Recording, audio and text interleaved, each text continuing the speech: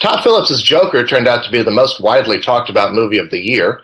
I'm Zach Laws of Gold Derby, and with me now is Lawrence Sher. He's that movie's cinematographer. And Larry, when you guys were working on this movie, did you realize that you were shooting what would turn out to be the most highly debated, widely talked about, and discussed movie of the year? I don't think we knew it was going to sort of become the thing that it's become, certainly over the last 4 or 5 weeks. But we did, and we're very certainly aware of the fact that there were going to be a lot of eyes on this movie. We knew that, at the very least, when you deal with this kind of level of a notorious villain like Joker and a character that is beloved and notorious, and there are a lot of fans that really sort of have their eyes on this character and what we were going to do with it, we knew that certainly this was not going to be something that that we could live in the shadows. We knew we were going to have a big spotlight on our faces as we made this movie. One of the things that I really appreciate about the movie is that it confronts the way that you feel about it and the way that you feel about the main character, because it takes you so deep into his psychology and into his world. So visually, how did you? What were the discussions that you and Todd Phillips had initially about putting the audience into the world of this character? I think, first and foremost, it was a sense of intimacy and an emotional connection to this character. When we looked at the movie writ large, we start with the character Arthur Fleck, who is not Joker. He's a man, and he's a man living in Gotham, and albeit a bit invisibly, like a lot of people, a little bit isolated, lonely, all these things that are frankly, sources of empathy. And so I think our number one thing was, let's create a really intimate portrayal of a human being and their descent into both madness and chaos. And so our main discussions were, how do we tell a story that really connects the audience to this character in an emotional way? And that was the starting point for everything, and every discussion we had scene to scene started with those conversations about where should we be to have a psychological effect on the audience, and whether is this scene more of a long lens scene to put him in a place in which he's a bit lost in a sea of a lot of people, where we could psychologically have a different connection to him versus much closer, wider lenses, more intimate, and juxtaposing those throughout the day, throughout the scenes, and throughout the movie in an arc not unlike the arc of Joker. Yeah, you mentioned the intimacy, and the thing that sort of stays in my memory most about the movie are those close-ups of him. Can you talk a bit about the close-ups in this movie? Yeah, well, Joaquin has just a wonderful face, and because this is such an emotional journey, and we're really dealing with the psychological assessment of this character versus like the physical manifestation and all these other sort of external things, this is really an internalized look into the Joker and his psyche. Close-ups were going to be a huge part of it. It was one of the reasons why we shot large format, because we knew that we could suddenly, have this intimate portrayal, but not necessarily be on wide comedic lenses. We could be on slightly longer lenses with a shallow depth of field to really isolate him in his environment, and even more in an almost three-dimensional way, isolate him and connect us to him by drawing him away from the environment that he's in. And there was also a juxtaposition of big wide lenses versus big wide shots in which he was small, extra headroom, a lot of little subtle compositional things to sort of put him early in the movie in a place of smallness and insignificance, and just a minor character in a bigger world. And any chance we had to juxtapose those images against these tight close-ups were to help align us to the real human being behind the guy who feels frankly quite invisible in the world that he's living in. Yeah, that large format really works well to show you the scope of Gotham City. And I was wondering about the portrayal of Gotham City and the way that you guys went about showing it visually. Because obviously, I mean, this is a city that's been done in countless movies, but you guys approach it in a different way. Can you talk a bit about that? Yeah, and also a large part of that is production designer Mark Friedberg. It was a big part of all pre-production conversations about how do you define Gotham. And to some extent, we went off of some of the source material of like, oh, and I'm not a huge comic book, so if I get it wrong, forgive me to the big fans and the guys that are there. But effectively, it's like, I think by nature, Gotham is a series of 3 islands connected by bridges, which is not too different than Manhattan with Jersey and Brooklyn and Queens on one side. It almost, obviously, if you don't see the outer connective tissue, it can feel like 3 islands. And so the nature of New York City, the fact that we shot in New York and New Jersey, mostly New York, it does lay out very similarly to what Gotham would be. And Mark did a great job of actually physically drawing maps of where this is and thinking about things that may not even show up in the final movie, but we're all things that helped guide our principles of is is kind of like a Coney Island type amusement area, which was part of some of the comic book lore. And where is Times Square in this world, which is Gotham Square, where he has the sign at the beginning of the movie, and where in this world is his apartment, and where do the poor people live, and where does Thomas Wayne live, and all of those things, and then defining it within the context of the location shoot within New York City. And then knowing that the movie took place in basically the late 70s, early 80s, how can we portray a version of Gotham that feels certainly unique, but also has all those elements of to some extent what Todd's memory and my memory and Mark's memory of like the time in which Manhattan was a less rich. It was always wealthy, but it was a place that is certainly not as cleaned up as it is now, and we all have memories of that, and so it was fun to bring some of those elements and those memories into this version of Gotham, and then take it even a little further with the garbage strike and the super rats and all of these elements that take it just slightly out of, it takes it just to a heightened reality, a controlled reality, a reality of our making. You mentioned the time period that the movie takes place in, and visually it reminded me a lot of movies from that era, especially things by like Martin Scorsese and Sidney Lumet. Was that something that you guys were consciously trying to emulate? We had lots of conversations about those movies, in large part because those movies were also sort of the high point of filmmaking when they were making movies of characters, whether it's Midnight Cowboy or Taxi Driver or King of Comedy, with these character, even a movie like Straight Time, which doesn't take place in New York, but is like a Los Angeles version of that kind of story, where you're really isolating a character, and often disaffected characters that are on the fringes of society. So a lot of it was our memory of those movies and how formative they were to our filmmaking knowledge.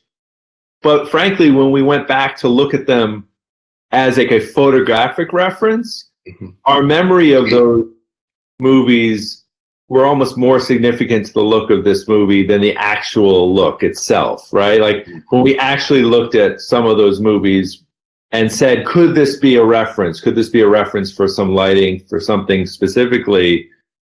Almost to a movie, we went, yeah, it's cool and it's interesting, but that still doesn't feel like what our vision of this movie should be. And so our vision kept evolving back to, frankly, kind of a vision which could feel like perhaps it was made in that era, but would feel also unique and a little bit more like it stood apart from that era photographically. Like actually, if you compare the images side by each, I think our movie doesn't look as much like it as perhaps even we thought it might be when we set out to make it in the beginning. Right. I will say I was very pleased to see that old school Warner Brothers logo pop up at the beginning. It sort of had like a Pavlovian effect on me of like, oh, I'm going to be in for something really interesting and good here. Well, also things like, we shot the movie digitally, but the credits and the title cards are shot on film, so they have some gate weave, and they're just, again, it's a little bit of that Pavlovian thing to sort of take you back to a time in which movies were less perfect and more handmade. I mean, that was the handmade aspect of the movie was something that Todd and I talked about quite often. And whenever we felt like we were trying something that felt a little too self-conscious, or we were never going for these things that were purposely grand, even if the movie obviously has scope and we wanted to make sure it still portrayed a movie that was very cinematic, we'd still always wanted it to feel a bit handmade. Mm-hmm. I wanted to ask you about your use of color and light. Can you talk a bit about the way that you use that to further put us in the world of the character? Yeah, I've always, just as a cinematographer, I've always liked color. I'm not somebody who goes for a very desat look, and in spite of the fact that our driving force of this movie was always a place of realism, we tried to motivate everything from sources. One of the things, and this is a bit of a reference of that time, in terms of photographically, it's something that I always appreciated, which is when they started taking movies out of the studios and brought them into the locations of those early 70s and late 70s movies, one of the results was you were taking film stock out into all these environments that had a lot of mixed light. So you were mixing cyan, cool white fluorescence with warm white, yellow, green fluorescence, and sodium vapor streetlights with, just regular tungsten bulbs, and all these sort of mixtures of color temperatures and hues together in the same frame were all part of a tapestry that I always appreciated. And so if there was any influence from that time, it was to lean even more into that mixture and that sort of sloppiness of color temperatures and light. So if we were indoors, sometimes we let the daylight go intentionally a little bit more blue, or all these things and techniques that are part of perhaps what happened when you just took movies out and shot them. You weren't trying to control everything. You weren't changing all the bulbs. You weren't cleaning it all up. I think that was sort of driving our decisions and my decision for like how I wanted to light the movie. And then it could also manifest itself in some bolder color choices. And I certainly have always subscribed to like a color contrast theory of trying to mix colors and lean into some of the emotional things. I'm certainly not Storaro in my sort of color theory and how I apply color to certain things. But I think also, besides the realism in the movie, because the movie wasn't meant to look like a documentary, it wasn't trying to be, real to the point of that. It was always meant to be a heightened reality that was leaning towards surreal at times. And I think also subconsciously, because even though we weren't setting out to make a comic book movie, my interest in color and the fact that it was from the canon of DC and Joker, I also was purposely not going to be afraid of color. And I like the idea of bringing a lot of vibrant color into the movie, albeit often with hues of green and dirtiness. So it wasn't Dick Tracy, it wasn't primaries, and it wasn't even secondaries. It was more this vibrant, dirty color that actually existed at the time in which the movie took place. Yeah, it's used in a lot of really interesting expressionistic ways, and it's very hard for me to talk about certain scenes without giving anything away. So, but I really appreciated that. You've worked with Todd Phillips on, I think this is the 6th movie that you guys have done together. Yeah. You did the Hangover trilogy and Due Date and War Dogs. What's that collaboration like between the two of you? It's been the best collaboration from a work standpoint that I've had in my career. And I think together we really push each other and challenge each other and constantly set out with every project we do to try to keep taking risks and make this every time we set out, we make a very conscious effort to say this has to be better than the last one, that we have to keep pushing ourselves. We have to keep trying new things. This movie particularly, we really genuinely said to each other prior to like months before we even started prep, this has to feel, super uncompromised, and it has to really be something that we take a big swing with, and just constantly push ourselves to take chances and challenge each other to do the best thing we can possibly do every single day.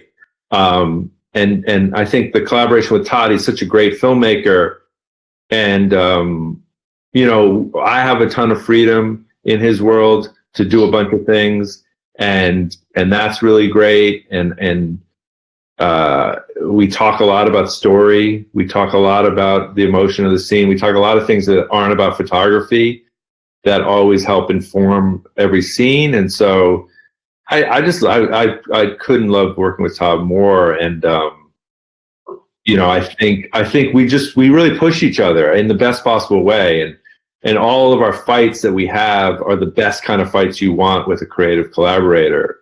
They're the kind of things where we're just challenging the scene and challenging each other, and all of those push and pulls, I think, result in the products that we've created. And certainly I'm more proud of Joker than anything we've done before.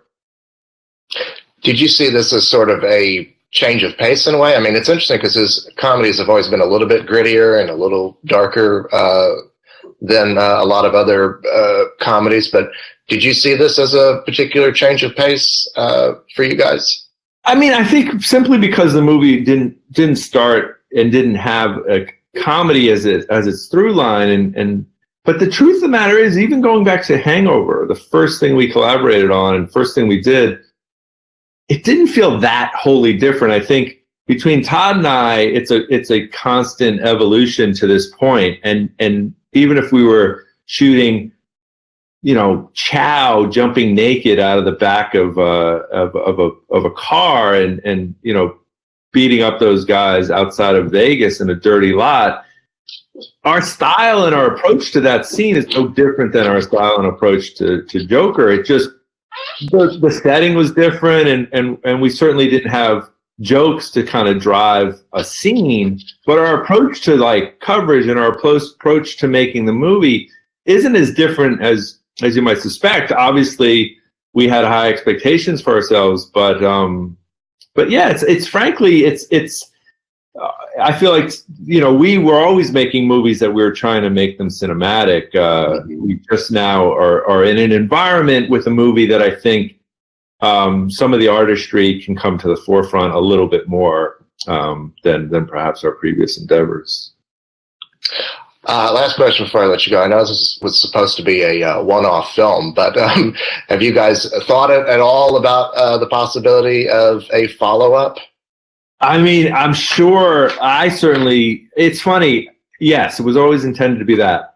I know Joaquin enjoyed playing this character very, very much, and I know we had a really good time. I'm sure Todd and Joaquin have had some conversations. I certainly know, as somebody who is very close to the movie, but I'm also able to still watch the movie as an audience member, I had a very visceral reaction to the last time I watched the movie with a crowd, which was like last week, in which I thought, man, this movie really does set up for a sequel in a remarkable way, in so much as when this movie ends, the world that is the Gotham that is being overtaken by chaos, and the sort of, you see the potential for Gotham, what Gotham is going to be for the next 5 or 6 years. I really had this like overwhelming sensation of like, man, this city needs a hero. The city needs Batman. Like, in a way, even though we didn't set out to make a comic book movie per se, it had a very strong emotional, like comic book movie type, scope of, this is a world in which Commissioner Gordon, which doesn't exist in this movie, but the police can't deal with this. The regular citizens are it's like that this chaos will take over the city, and man, does this city need a Batman. And so I actually really did feel like, man, this world could continue for another movie in an exciting way. Who knows? Maybe it's like a 17-year-old Bruce Wayne who, and 5 years later, what does this city become, kind of thing. But no, I haven't had any discussions specifically with Todd about it. Well, certainly it is a viscerally powerful movie, and one that has ignited a lot of interesting conversations. And the one thing that everybody seems to be unanimously praising is the photography of it. So congratulations.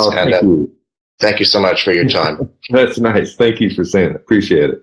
You're welcome. And thanks to all you at home for watching. Make sure you click the like and subscribe button below, and make sure you visit goldderby.com for all the latest Oscar news.